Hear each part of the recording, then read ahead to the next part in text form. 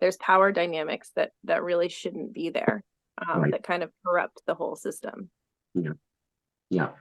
And I would love to have that conversation with them and include both of you on that, and include our group if the rest of our group is still interested in having that conversation after tonight. So, Yeah, I mean, I'm interested in bringing time banking to organizations that are already working on a horizontal level, that are anarchist in nature. So I feel like those things go really closely together. And I know that people are going to struggle with their internalized sense of like hierarchy and power structure. yeah, But those of us who are in the anarchist community are already devoted to dismantling that, like right. within ourselves and our communities. And so I feel like those conversations are already happening, and Mhm. it doesn't feel threatening Right. necessarily. Yeah. Yeah. And I think that's cultivating the right environments too, where, where it is safe, and where it is acknowledging everybody's value as well. So, last question: do you feel you can be transparent around the economic reform? Do you understand the economic reform well enough to be transparent about it? Okay. Okay. Yep. Yeah. Thank you, Becky. Yep. Thank you. All right. So now we will go on to the next question, which is, ooh, discerning between racial and cultural sensitivity. Do you feel like this experience, this cluster experience, has helped you to discern between racial and cultural sensitivity? Yeah, thank you, Becky.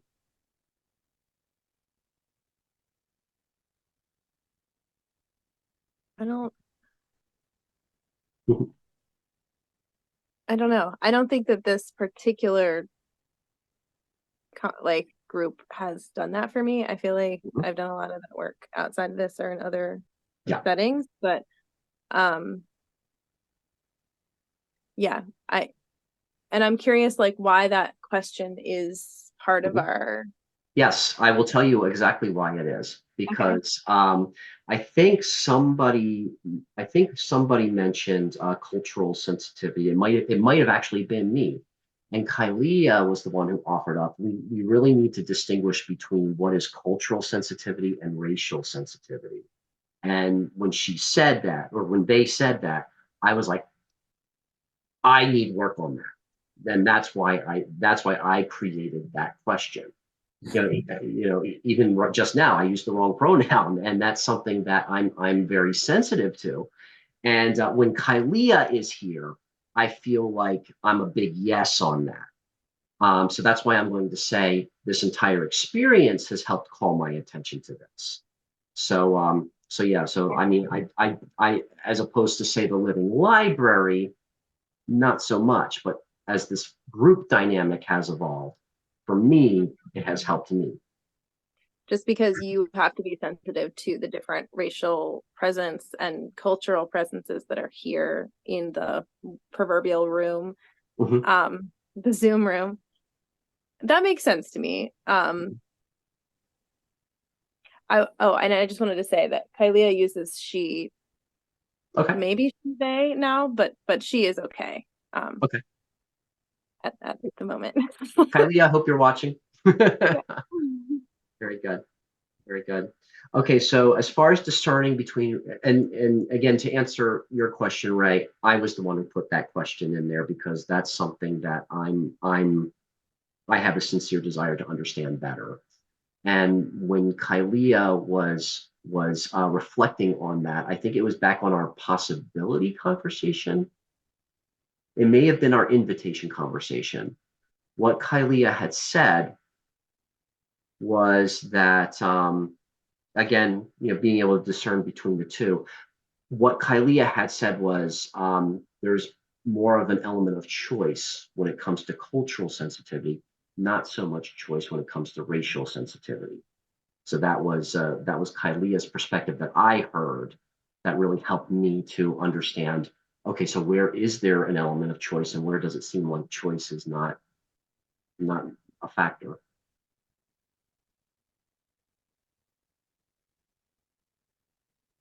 Okay, that makes sense.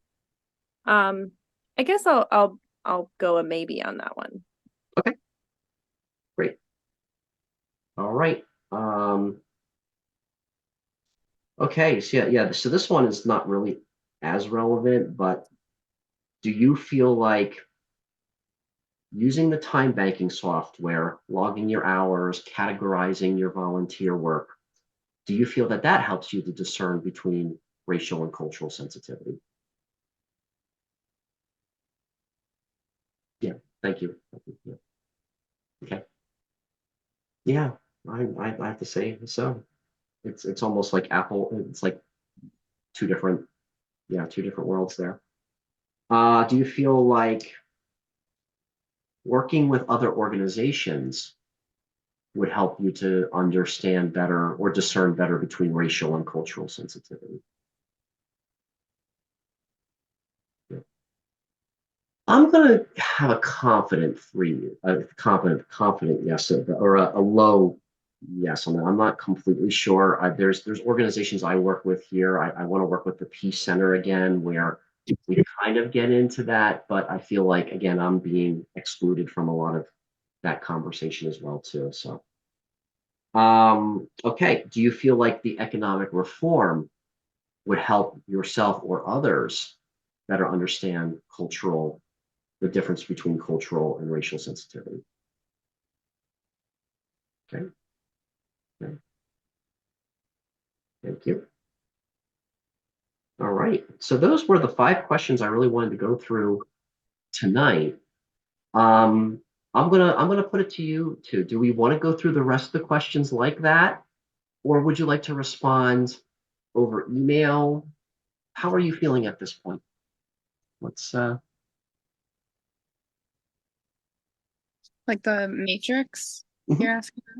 Yeah, yeah. Since you have experience with this, Becky, I'll ask you. What are you feeling? Do you want to plug through the rest of this in the next 50 minutes? And again, that means that the two of you don't have to do anything until July. Or we can keep, or we can do this over email, where I'll send you, for instance, the next question is it easier for you to release judgment? I'll just send 4 questions out to you by email. Does this inquiry cluster help you to release judgment? Would be the first question. Would using the time banking software help you to release judgment? Would working with other organizations help you to release judgment? And does the proposal of economic reform help you to release judgment? You would just answer them yes, yes, yes, no, whatever. Send them back to me, then I'll send you the next question. And at this point, there would only be like 13 questions left.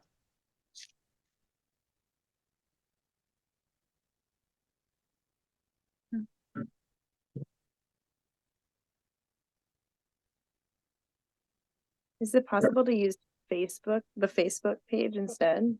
Sure. Yeah.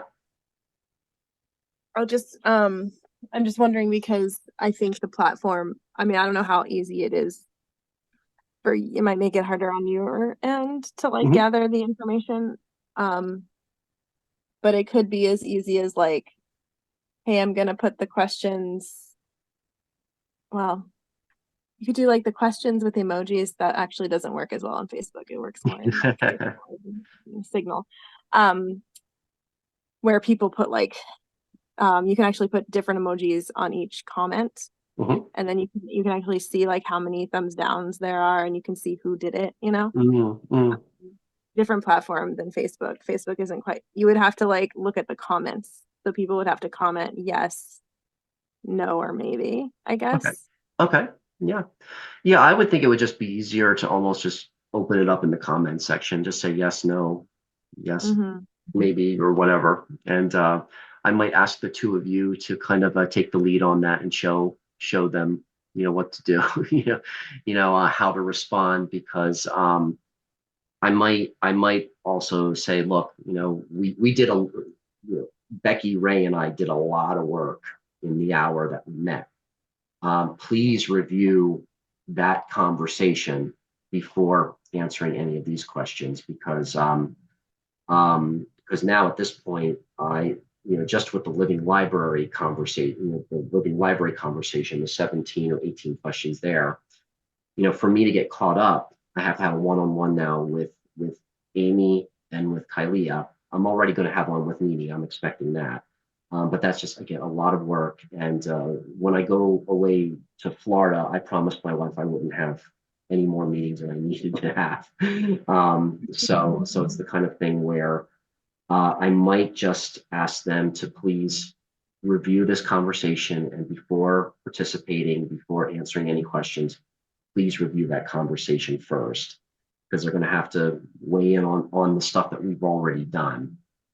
So, I mean, I don't mind repeating like the questions we did just now, in the sequence that we've done them. But it seems a little more difficult to get others to respond in the digital space, on the online space, than it is on the, just being present and being here. But if I may I ask the two of you to kind of take a point on that and respond if that's the way we do it. If that's what we're agreeing to tonight, to do the rest of these questions on Facebook, will the two of you be active and be able to respond in a timely manner so that I can wrap this up within 2 weeks?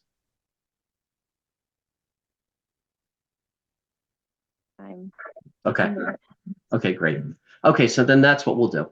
That's what we'll do. I can also, if you send me the questions, I am pretty confident that I can create a poll in Facebook, Okay. like for each question, so Sounds that good. I don't know. I don't know if that's like more engaging for people or more like accessible. Mhm. But I've seen that in a lot of other groups too, like where they'll put a poll up and people will just, yes, no, maybe kind of thing. Great. Yeah, because I'd like to I'd like to have as much of the group as possible, kind of, if they can't be interacting here on the Zoom space, at least in the Facebook space, because as you can see, who shows up matters. And I know some of my responses are different based on who's here and the input that we get from the questions. So yeah, I mean, I would, I mean, we could get a lot more work done tonight, but I would rather we do this together as a team rather than just, the three of us kind of pushing on without the immediate input of the others. Yeah. Did you get responses from people about this meeting, like RSVPs? The only one that I heard from was Amy, who said that she'll be here, and she might not have internet. So I know that she's having an issue there in Virginia or in Tennessee. Yeah, So she's great in Tennessee, so that might be challenging. yep, yeah. So Yeah, and Kylia has a migraine, so okay, got it, got it. there. I do think it's important to try to make sure everybody's here, but it's also, as somebody who's tried to organize things, it can be really hard Yeah, to accommodate everybody. But I think, like you said, if people are able to respond on Facebook, it's better than nothing, because at least we'll yeah, have the data to work yeah. with. Great, Yeah. great. All right. Well, then we will wrap up at 7:30 then. So any closing thoughts, any reflections on what we discussed tonight? What's most alive for you at the moment before we do official checkout? We did a lot of work, by the way. I'm kind of reflecting on how much we got done in a short amount of time. And to me, what that illustrates is that there's a good focus when there's three of us or four of us, and I appreciate that, and that's why I think there's a lot of energy going towards the living library portion of this. So yeah, so that's what's alive for me at the moment is that when the energy is focused with just three individuals, we get a lot done, a lot done. So that's something that I'm reflecting on at the moment.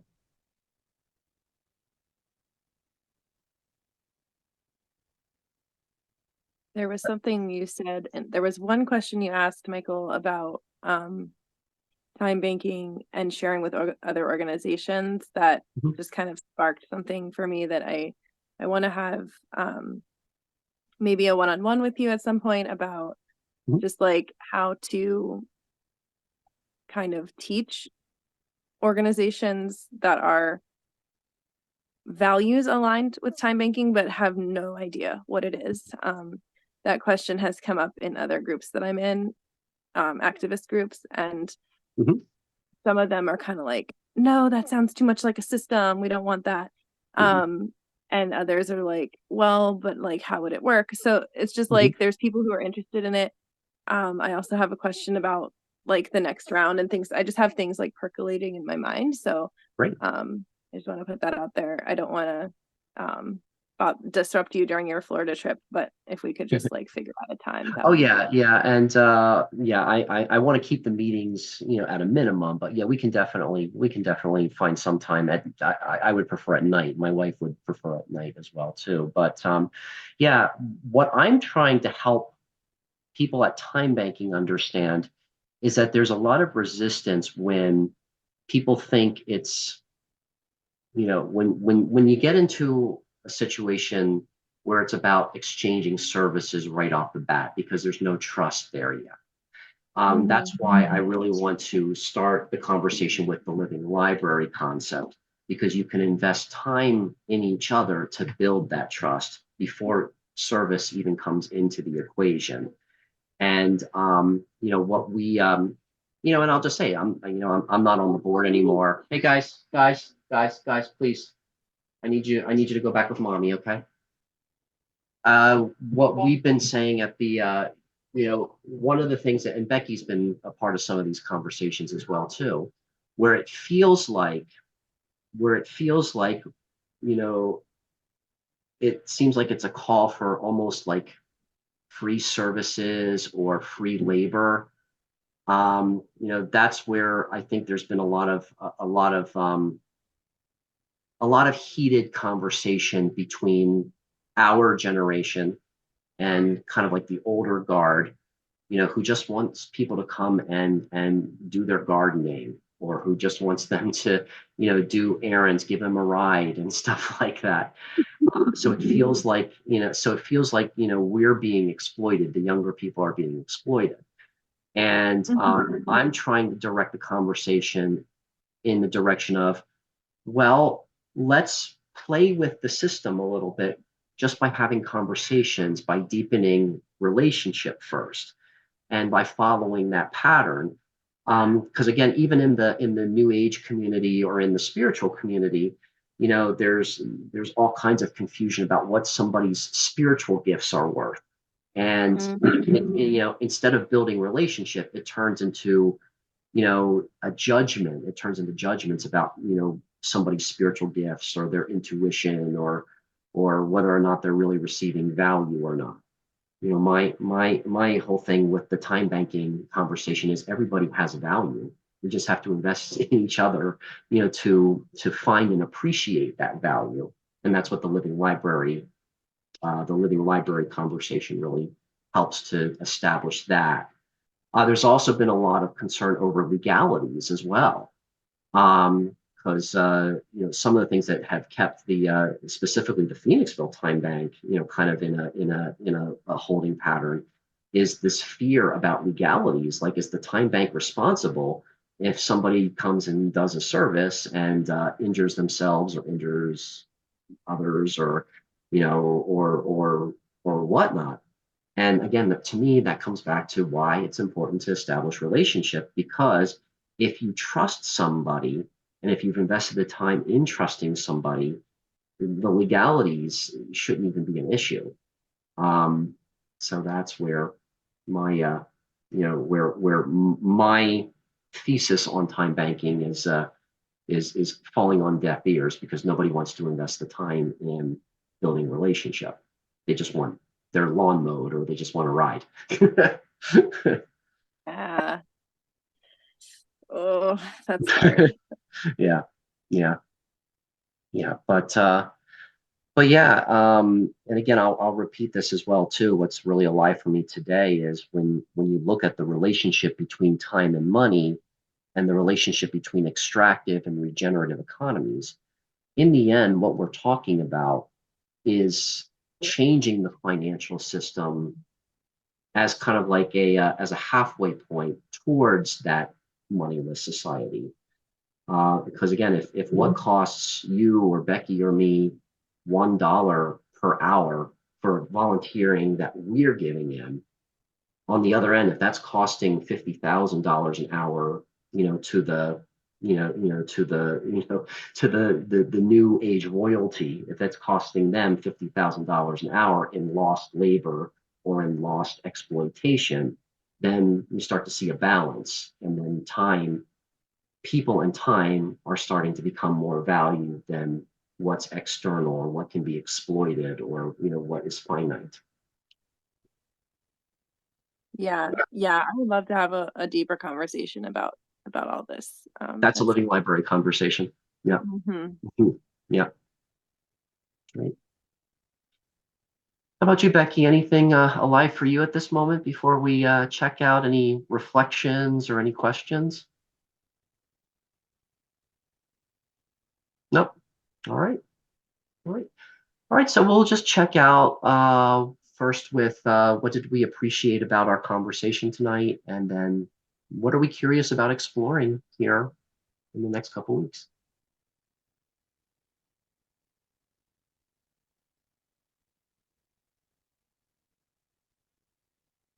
I appreciate again that we got a lot done in a short amount of time and that we're ending early. And that I appreciate both of your dedication and thank you both for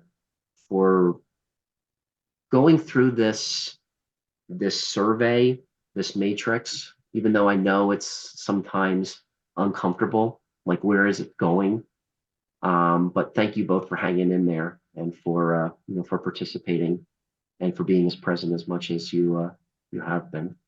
So I'll start with that as my appreciation piece of the checkout.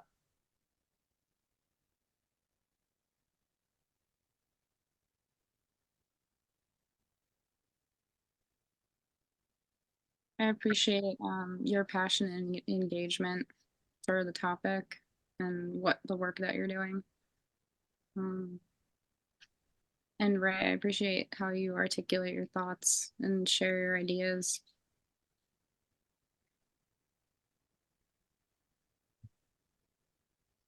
Thank you. Yeah, I'm appreciating this time and space. And like you said, dedication is a good word for it. Just like showing up and having these conversations and being able to even just like having the extra time to elaborate on things. That is one thing I appreciate about a smaller group, honestly, because I think when there's more of us, I will kind of hold back a little more to try to give space for more people to share or other things to come through. But when it's a smaller group, I feel a little more like, oh, we've got time. We've got time. So yeah, I appreciate the time that we're all putting in here. Great. All right, last checkout question. What are you most curious about after tonight? What has sparked? What piece of curiosity has been sparked tonight?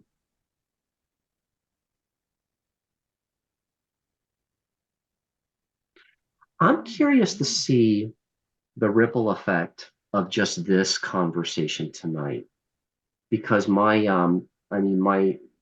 whole thesis on how to make this work is the 2x2 algorithm, which is kind of like there's a focus between three people, so the two bring it forth to another two, so there's that focused energy. So it's not so much about upscaling or, you know, getting a lot of people to look at something all at once, because that's transactional, that's finite. But I feel like just the focus of 3 people, like I'm going to be going into a rehearsal at 8 o'clock where Nefertiti, Janet, and I, the 3 of us, have been working on our theater project now for 6 years. You know, the 3 of us, you know, are kind of like that expression of the 2x2 algorithm. So it's kind of like, I'm curious about how the impact of this conversation is going to carry forward, where I think there's a lot of power in the 2 becoming 4, becoming 8, becoming 16, and so on, that it doesn't matter. It doesn't have to be a big group. I mean, honestly, I think once you get to 6, 7, or 8, it's a little bit too big, and people do feel marginalized, and they do withhold, like you had mentioned, Ray. But I'm curious. I'm curious about the impact moving forward of just this conversation between the 3 of us, because I think there's a lot of power there. And I'm curious about the response from Mimi, from Kylia, and from Amy, and hopefully Michelle, after watching this, and see see how after July, if maybe the big group starts to not grow apart, but might have a slightly different focus. So we'll see, we'll see how that evolves. So I'm curious about that.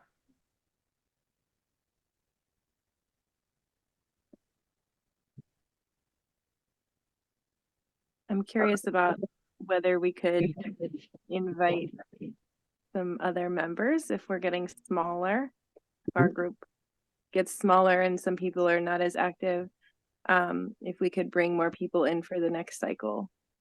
I'm kind of thinking, since you brought up the 2x2, I'm kind of thinking about like, who are the 2 people? Yeah, absolutely. Yeah. And when we finalize our matrix, we'll kind of see where the energy's flowing, where the energy is stuck. And that might be the catalyst for those conversations with who we're feeling the pull towards to invite into these conversations. Yeah. Right. All right, Becky, anything you're curious about after tonight? I'm curious about understanding the living library better and the like, economic reform to like a point where I feel like I can explain it to people, because I'm not really all the way there yet. Yeah. Yeah, and that's the thing too. I don't think I don't think it can be explained. I think, like you said, Ray, it's about experiencing it. So the living library concept, humanlibrary.org is a good place to start to understand about how the conversations are about breaking stigma and breaking, overcoming assumptions and judgments. So humanlibrary.org is a good place to start there. And as far as the economic reform, that's something that I'll be working on, especially in the next couple months, because with my ministry training, I'm going to be breaking down that reverse market mechanics presentation that I shared with both of you. I'm going to be breaking that down into smaller sections, and each one is going to be corresponding with a natural law or with a universal principle that that is the foundation of all religion. It's just that man kind of corrupts it. But yeah, so each one of those sections of the reverse market mechanics presentation, I'm going to break it down and try to tie it into a natural law so that it's easier to digest. So that's something I'll be working on too, Becky. So if that's where we go after July, then that's going to be a lot of the work that I'm going to be starting to inviting other people to come into that conversation more from the perspective of natural law, rather than just try to throw numbers and explain scientific concepts to them. So that's where I'm going with that portion of the conversation. Right. All right, Rebecca, Ray, thank you for coming tonight, and I will see you in July, and I'll start getting some stuff going on Facebook later this week after I have a chance to edit this conversation and put that out to the rest of the group. All right, well, good night. Have a great week,